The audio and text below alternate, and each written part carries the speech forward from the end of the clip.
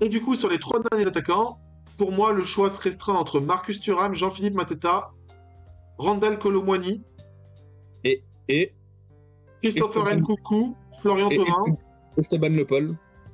et Esteban Meilleur- Lepage. Non, mais meilleur. Et en vrai, je l'avais mis dans ma liste parce que, quand même, meilleur buteur de Ligue 1 cette année.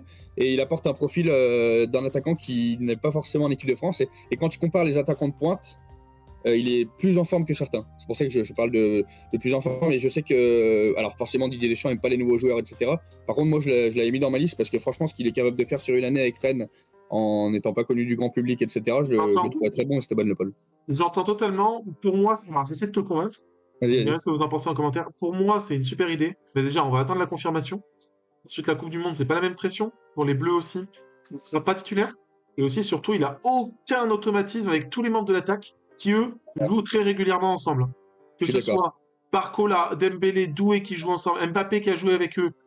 Pour moi, et qui joue avec eux depuis plusieurs années, il a aucun automatisme avec personne. Ouais, Pour je suis moi, d'accord. ça peut pas prendre une place à des joueurs qui sont peut-être moins performants cette saison, mais qui restent quand même des top talents, quand devant le but, tu vois, la finition, mais qui ont des automatismes et qui apportent aussi des profils différents.